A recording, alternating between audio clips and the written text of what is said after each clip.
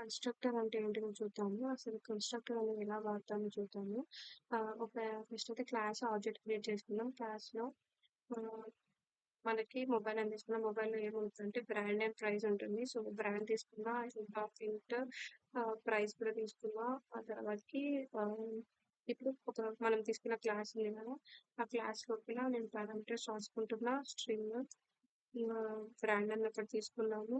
ఇంకా ఇంట్ ప్రైస్ అని ఒకటి తీసుకున్నాను.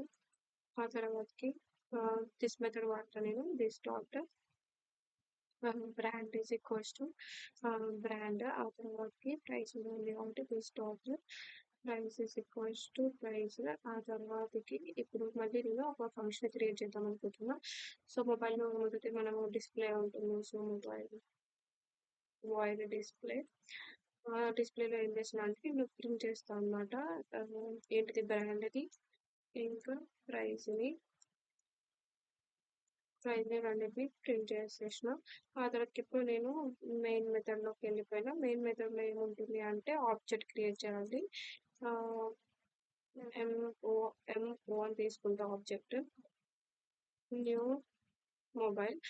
ఇందులో ఏం ఏం పెట్టాలి అంటే మనం తీసుకునేది ఫస్ట్ బ్రాండ్ పేరు ఏంటిదంటే సామ్‌సంగ్ అని తీసుకున్నాం. కామా ప్రైస్ ఎంత అంటే ఒక 3400 అని ఎంటర్ చేశా. ఆ తర్వాతకి మీ ఆబ్జెక్ట్ తీసుకున్న తర్వాతకి మన ఫంక్షన్ పేరేంటిది డిస్‌ప్లే. ఓకే. ఫస్ట్ రన్ చేద్దాము.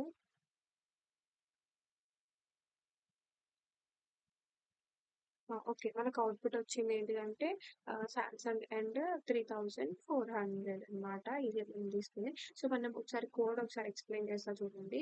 ఫస్ట్ ఇక్కడ ఒక క్లాస్ తీసుకున్నాం. ఏమని మొబైల్ తీసుకున్నాం అనమాట. క్లాస్ అంటే ఏంటిదంటే ఒక బ్లూ ప్రింట్ లాంటిది. అది మొబైల్ ఆబ్జెక్ట్ ఎలా ఉండాలో డిఫైన్ చేస్తుందనమాట. ఓకే. ఆ తర్వాతకి మనం వేరియబుల్స్ ఏమేమి తీసుకున్నామో బ్రాండ్ తీసుకున్నాము, ప్రైస్ తీసుకున్నామనమాట. ఈ 2 ప్రాపర్టీస్ తీసుకున్నాము. మొబైల్‌కుండే 2 ప్రాపర్టీస్ ఒకటి స్ట్రింగ్‌లో, ఒకటి ఇంట్లో బ్రాండ్ తీసుకున్నాము.